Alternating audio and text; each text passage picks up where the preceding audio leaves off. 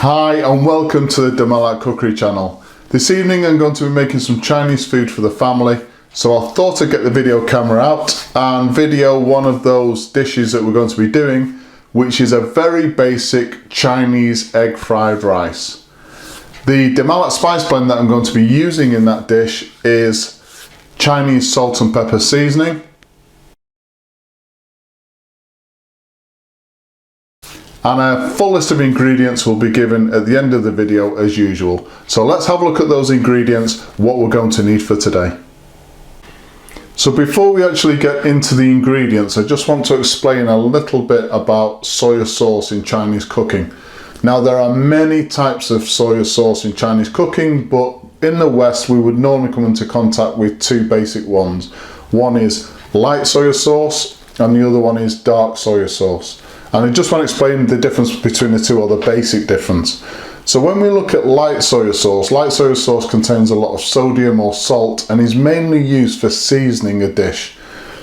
With dark soy sauce, that contains less salt but contains sugar or molasses and is a sweeter taste, obviously a lot less salty. So dark soy sauce is normally used as a colouring. So if we want to colour a dish, we would use dark soy sauce. If we want to season a dish, we would use light soy sauce, but both of them you have to use sparingly.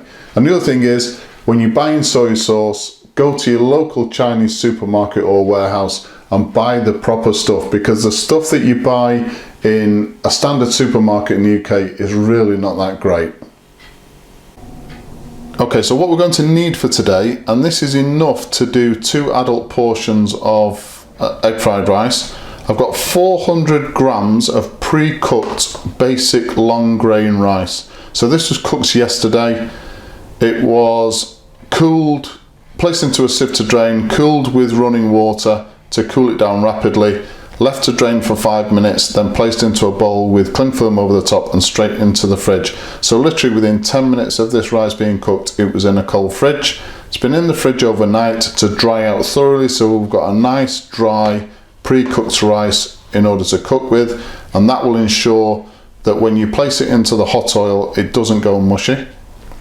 We've got 1 egg which has been beaten, half a teaspoon of pepper. This is black pepper because it's the only pepper I've got in, but for the recipe, the Chinese restaurants that I take a lot of advice from, they all use white pepper for some reason, but I've only got black pepper in. So half a teaspoon of pepper, half a teaspoon of Malat Chinese salt and pepper seasoning, 1 teaspoon of sesame oil, and that will go into the egg and beaten into the egg before the egg goes into the wok.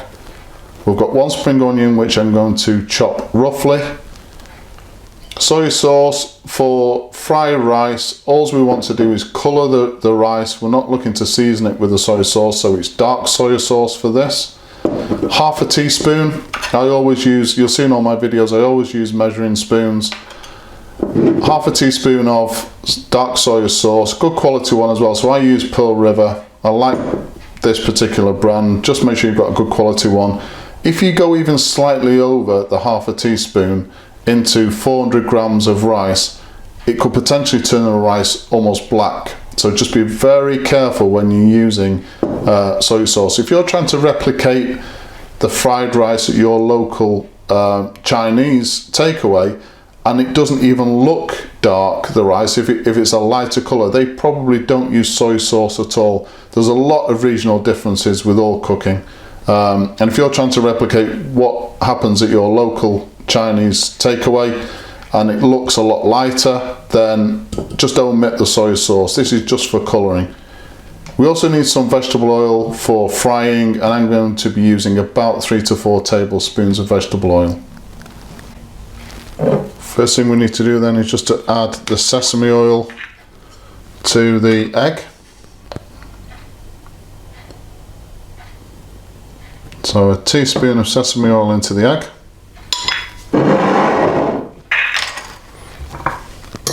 And just mix that in.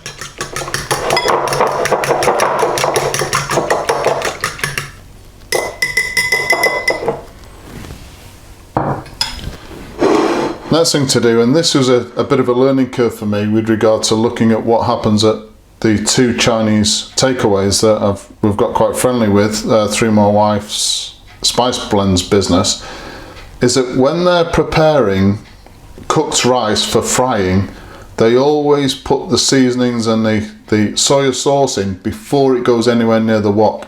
I suspect that's for both speed and consistency, so it's all the same. Because if they pre-do the rice, then it's just a case of frying it off. So because they do it, I do it as well. So half a teaspoon, that's all, of dark soy sauce.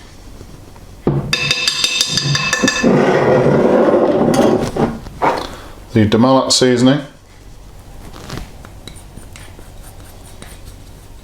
And the pepper. And then I'm just going to mix all of that in to make sure that I've got the all of the rice coated evenly. Right, so that's all mixed in now. If you just look at that, look at the colour of the rice, that shows you how well something like a good quality dark soy sauce will coat and colour food. Any more than that half a teaspoon and that would be far too dark. The next thing I'm going to do is just to roughly chop the spring onion, and then I'll show you what to do for the next step. So before we actually go on to cooking the food, I just want to explain a couple of differences regarding what happens in a commercial kitchen, especially within like a Chinese takeaway or restaurant, on what happens in a domestic kitchen or in your own kitchen at home. So over 50% of the flavour that comes from the takeaway, the Chinese takeaway, is actually in the intensity of the heat that they actually cook with.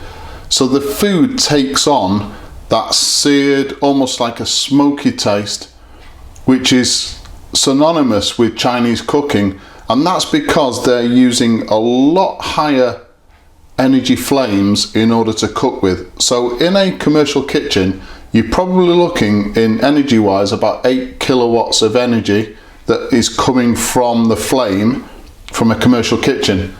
In a domestic setting, you're probably looking at 1.5 kilowatts if you're lucky, which means that we can't cook in the same way as they do in a Chinese restaurant and if we want to actually get that intense flavour from the heat of the wok.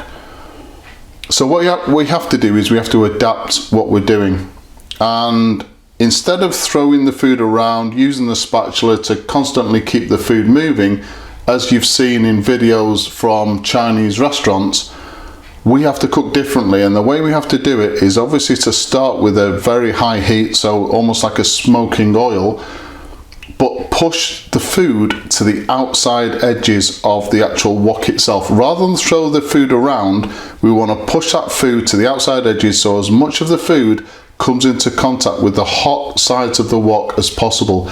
And that's how, in a domestic setting, we're going to get that intense flavour from a hot wok. If you don't do that, if you start to throw the food around thinking that you're in a Chinese takeaway or restaurant, you're going to miss out on over 50% of the flavour that comes from a commercial kitchen, a Chinese commercial kitchen, and obviously in the flavour of the food that you buy from that Chinese takeaway or restaurant. The second thing that we can't do is, when you see a commercial kitchen, a Chinese commercial kitchen, they'll end up with all of the food in the wok. And it will all be cooking through. We can't do that. We have to cook in batches, because the minute you put something into the wok, it will cool down rapidly, whereas that won't happen in a commercial kitchen because they've obviously got a lot more energy at their disposal. So we're going to be cooking in batches. So one thing that this video will do, although it's a very basic recipe, I'm hoping it shows you some of the principles that I've adopted from advice I've been given by commercial or professional Chinese cooks in how to try and replicate that flavour that comes from cooking in a very hot wok. So we've got 2 tablespoons of vegetable oil in the wok.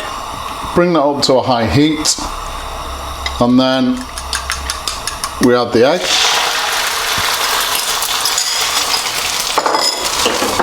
And what we're trying to produce here is just scrambled egg.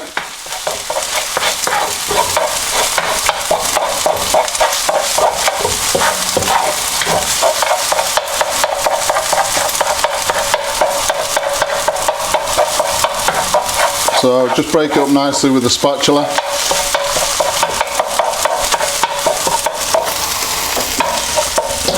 That's it done.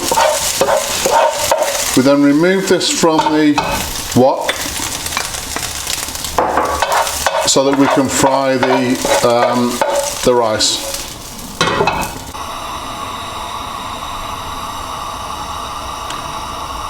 So another couple of tablespoons of vegetable oil in the wok. Bring that up to temperature again. And then straight in with the rice.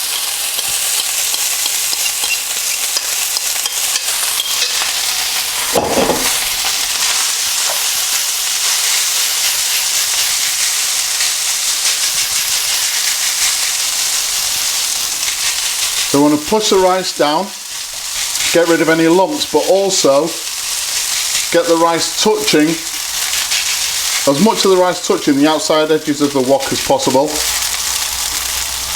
Do that for a few seconds and then turn over.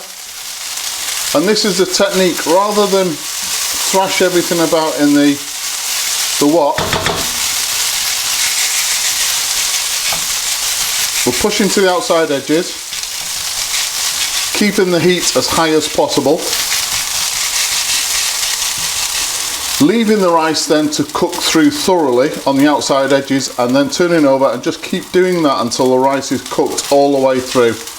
It's very important with rice that we, especially rice that we're reheating, that we cook it all the way through. So once we're confident that the rice is cooked all the way through, and you can tell because it starts to go slightly sticky, then we want to reintroduce the egg and mix that in.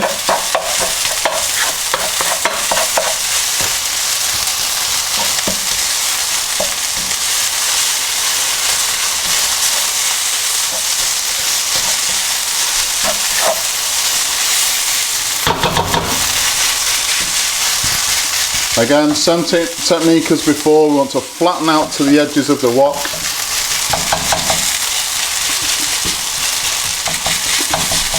Take advantage of what heat we have.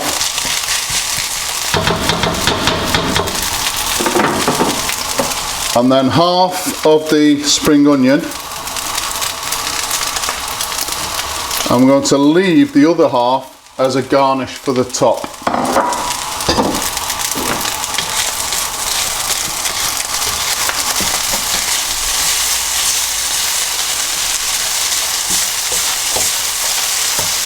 So that's the rice cooked.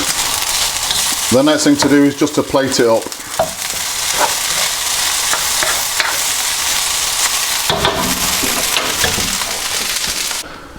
So this is our serving dish, which has been warmed. Place the rice in there.